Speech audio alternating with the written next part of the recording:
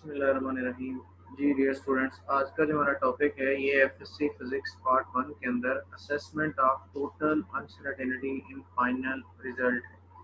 ये एक्चुअली एक mathematical topic है जिसमें हम फाइनल रिजल्ट्स के अंदर जो टोटल अनसर्टेनिटी अपीयर होती है वो हम कैलकुलेट करने के लिए जो डिफरेंट रूल्स हैं उनको हम समझने की कोशिश करेंगे और एग्जांपल्स के साथ उसको एक्सप्लेन करेंगे। डिफरेंट रूल्स में से सबसे पहला रूल जो है वो फॉर एडिशन एंड सब्ट्रैक्शन है। अगर एडिशन और सब्ट्रैक्शन की बात की जाए तो सबसे पहले हम ये देखते हैं कि हमारे पास अगर एक मेजरमेंट है, उस मेजरमेंट के अंदर अगर एडिशन और सब्ट्रैक्शन हो रही है फाइनल रिजल्ट के अंदर, तो जो फाइनल रिजल्ट में हमारे पास अनसर्टेनिटी होगी वो कितनी होगी, उसको कैसे कैलकुलेट करें। तो उसके लिए सबसे पहले जो रूल है वो ये है कि in addition and subtraction uncertainties are added. Addition और सब्ट्रैक्शन के अंदर जो अब्सोल्यूट अनसर्टेनिटीज होंगी वो क्या होंगी, वो ऐड होंगी। कहने का मकसद यहाँ पे ये है कि चाहे आपके पास ऑपरेशन जो है वो एडिशन का हो रहा हो, चाहे ऑपरेशन जो है वो सब्ट्रैक्शन का हो रहा हो, जो आपके पास अब्सोल्यूट अनसर्टेनिटीज होंगी वो दोनों केसेस में ऐड होंगी। इसको हम एग्जांपल की मदद से समझने की कोशिश करते हैं। लेट से हमारे पास ये एक मेजरमेंट्स हैं, जो लेंथ की मेजरमेंट्स हैं। x1 जो है वो 10.5 प्लस माइनस 0.1 सेंटीमीटर है और जो x2 है वो 26.8 प्लस माइनस 0.1 सेंटीमीटर है। इसको सॉल्व करने से पहले मैं यहाँ पे इसको थोड़ा सा एक्सप्लेन करता हूँ कि ये जो मेजरमेंट लिखी हुई है इसका मतलब क्या है। इस मेजरमेंट के दो हिस्से हैं। पहला हिस्सा जो है वो ये है 10.5, इसको एक्चुअली ऑब्जर्वेशन या ऑब्जर्व वैल्यू बोला जाता है, और दूसरा जो है वो 0.1 है। ये 0.1 एब्सोल्यूट अनसर्टेनिटी भी कहलाती है और दूसरे लफ्जों में इसको लीस्ट काउंट बोला जाता है। इसी तरह इस ऑब्जर्वेशन के अंदर 26.8 ये एक्चुअल लेंथ है और 0.1 सेंटीमीटर जो है ये बताता है कि उस डिवाइस का जिससे ये लेंथ मेजर की गई है उसका लीस्ट काउंट कितना है, और दूसरे लफ्जों में इसको एब्सोल्यूट अनसर्टेनिटी बोला जाता है। तो फॉर एग्जांपल हम यहाँ पे समहाउ जो मैथमेटिकल ऑपरेशन परफॉर्म करने जा रहे हैं, लेट्स से वो एडिशन का है। तो जब एडिशन का मैथमेटिकल ऑपरेशन होगा तो उस केस में हम क्या करेंगे कि जो ऑब्जर्व्ड वैल्यूज हैं वो ऐड होंगी। ऑब्जर्व्ड वैल्यूज कौन सी हैं, 10.5 और 26.8, ये दोनों क्या हो गई, ऐड हो गई। और प्लस माइनस के साथ इन दोनों अनसर्टेनिटीज को ऐड करके लिख देंगे। मतलब 0.1 प्लस 0.1 तो ये टोटल कितना होगा, 0.2। जो मैथमेटिकल ऑपरेशन है वो अप्लाई होगा ऑब्जर्व्ड वैल्यू के ऊपर। मतलब अगर एडिशन हो रही है तो इन दोनों के दरमियान एडिशन आएगा, सब्ट्रैक्शन हो रही है तो सब्ट्रैक्शन आएगा। लेकिन जो रूल अप्लाई होगा वो अप्लाई होगा सिर्फ एब्सोल्यूट अनसर्टेनिटीज पे। और वो रूल क्या है कि एब्सोल्यूट अनसर्टेनिटीज जो उन्होंने ऐड होना है, चाहे इधर एडिशन हो चाहे सब्ट्रैक्शन हो, जो एब्सोल्यूट अनसर्टेनिटीज हैं वो क्या होंगी, वो ऐड ही होंगी। तो ये एक एग्जांपल जो है वो एडिशन के वाले से थी। इसी तरह हम एक एग्जांपल जो है वो सब्ट्रैक्शन के वाले से देखते हैं कि लेट से आपके पास सब्ट्रैक्शन में x2 माइनस x1 आपने करना है। तो जो x2 की ऑब्जर्व्ड वैल्यू 26.8 पहले वो लिख दी, फिर माइनस, फिर x1 की जो ऑब्जर्व्ड वैल्यू 10.5 वो लिख दी, और अगेन जो एब्सोल्यूट अनसर्टेनिटी थी वो क्या हो गई, वो ऐड हो गई। एब्सोल्यूट अनसर्टेनिटी क्या आई, 0.2 सेंटीमीटर, और एडिशन के केस में भी वो कितनी आई थी, 0.2 सेंटीमीटर।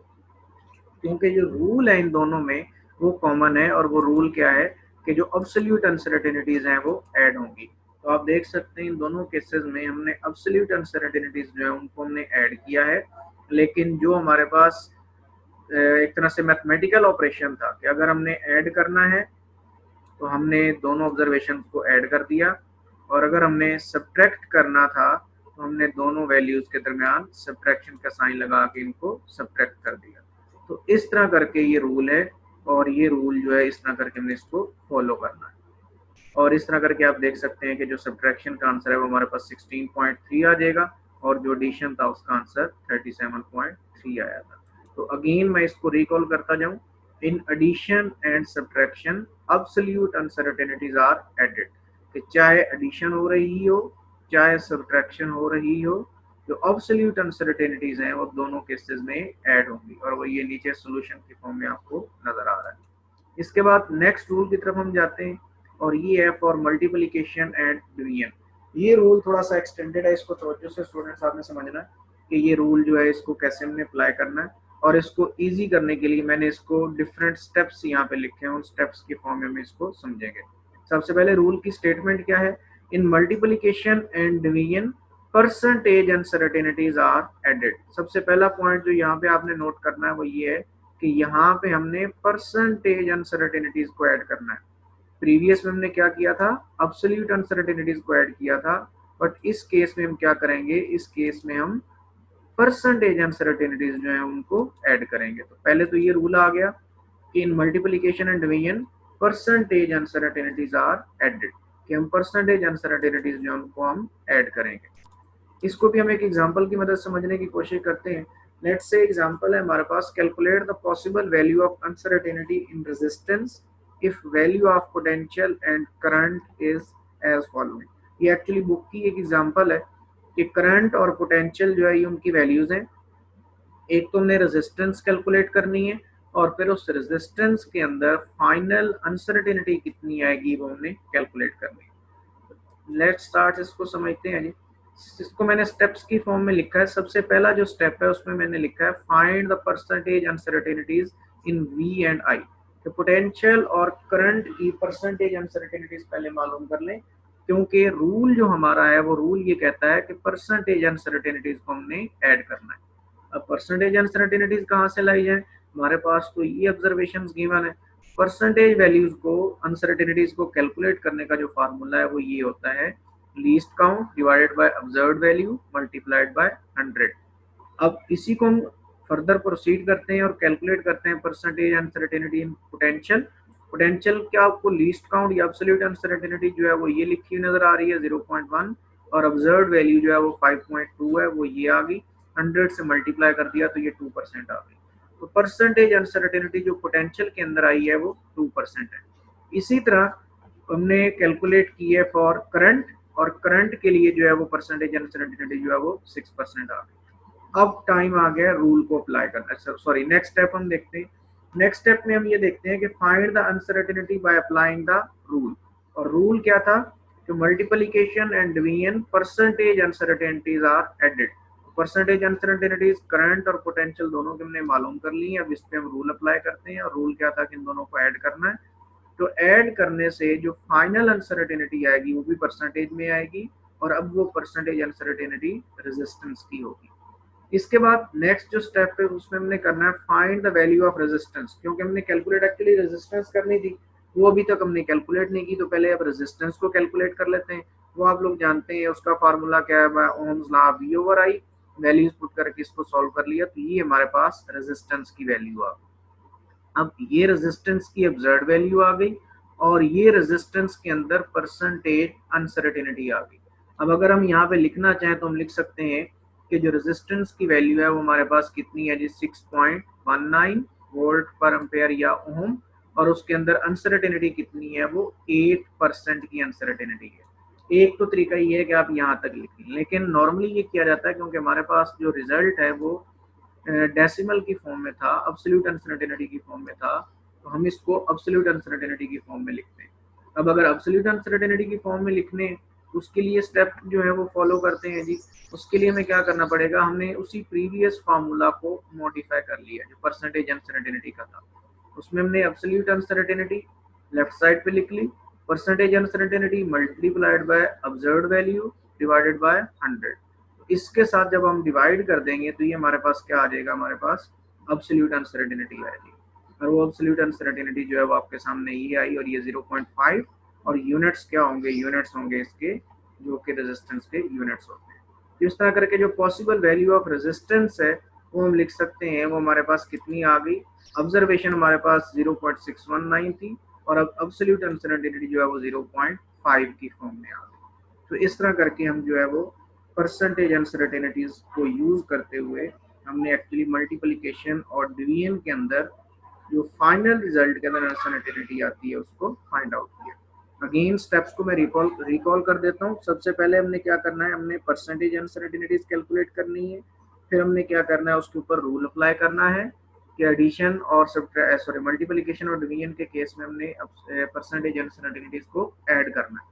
उसके बाद थर्ड स्टेप में हमने क्या करना है कि जो हमने वैल्यू कैलकुलेट करनी थी उसको कैलकुलेट करेंगे, और फोर्थ स्टेप में हम रिवर्स जो है वो एब्सोल्यूट अनसर्टेनिटीज कैलकुलेट करेंगे। तो इस तरह करके ये वाला रूल अप्लाई हो जाएगा, और इस तरह करके हमने मल्टीप्लिकेशन और डिवीजन में जो है वो फाइनल रिजल्ट के अंदर जो असेसमेंट है अनसर्टेनिटी की वो हमने कर ली। इसके बाद नेक्स्ट वाला जो फैक्टर है जी, उसकी तरफ हम जाते हैं। नेक्स्ट जो रूल है ये है for power factor. Power factor का मतलब है कि जब आप किसी ऑब्जर्वेशन को यूज करते हुए डिफरेंट वैल्यूज फाइंड आउट करते हैं तो समटाइम्स वो पावर की फॉर्म में अपीयर होती है। जैसे लेट से वॉल्यूम ऑफ द स्फीयर है तो वो 4/3 पाई आर क्यूब आता है। तो अब हमने ऑब्जर्व किया था रेडियस, तो रेडियस के अंदर अनसर्टेनिटी जो है वो इनहेरिट करेगी वॉल्यूम के अंदर, तो वॉल्यूम के अंदर अनसर्टेनिटी कितनी होगी हमने कैलकुलेट करना है। तो पहले इसका रूल देख लेते हैं। रूल क्या है? In case of power factor percentage uncertainty is multiplied by the power factor. Again हम पहले क्या करेंगे, परसेंटेज अनसर्टेनिटी कैलकुलेट करेंगे और फिर उस परसेंटेज अनसर्टेनिटी को मल्टीप्लाई कर देंगे जितना पावर फैक्टर होगा। लेट से पावर 2 है तो 2 से मल्टीप्लाई कर दें, पावर 3 है तो 3 से मल्टीप्लाई कर दें, एंड सो ऑन। इसको हम एक एग्जांपल की मदद से समझने की कोशिश करते हैं। तो एग्जांपल की तरफ हम आते हैं। एग्जांपल वही है जो टेक्स्ट बुक के अंदर है, उसी को मैंने इंक्लूड किया है। If the radius of a sphere is measured by a vernier caliper and its value is 2.25 plus minus 0.01 centimeter, calculate the volume of the sphere. Sphere का जो है वो वॉल्यूम कैलकुलेट करें। अगेन इसको भी डिफरेंट स्टेप्स की form में। Number 1, first step के अंदर हमने क्या किया, find the percentage uncertainty in are.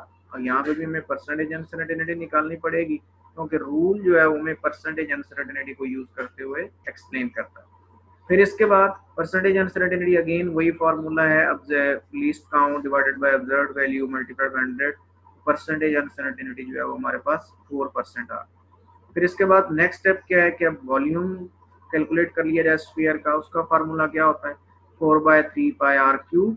Values replace करवा दी तो हमारे पास जो वॉल्यूम है वो 47.689 सेंटीमीटर क्यूब आ गया। तो ये हमने वॉल्यूम कैलकुलेट कर लिया। अब इस वॉल्यूम के अंदर अनसर्टेनिटी क्या होगी वो हम कैलकुलेट करते हैं। अगेन अनसर्टेनिटी का फार्मूला अगेन यहाँ पे क्या आ गया, परसेंटेज अनसर्टेनिटी। पहले तो टोटल असेस कर लेंगे कि कितनी होगी, तो उसका जैसे रूल था कि percentage uncertainty is multiplied by the power factor. तो पावर फैक्टर क्योंकि यहाँ पे 3 का था तो 3 से मल्टीप्लाई कर दिया। तो इसकी तरह हमारे पास जो परसेंटेज अनसर्टेनिटी रेडियस की थी वो 4% थी, तो जब 3 से मल्टीप्लाई किया तो टोटल कितना हो गया, 12%। फिर इसके बाद अब एब्सोल्यूट अनसर्टेनिटी कैलकुलेट करें तो अगेन उसका वही formula, percentage uncertainty multiplied by observed value divided by 100। इस तरह करके ये जो है ये हमारे पास 0.6 सेंटीमीटर क्यूब आएगा।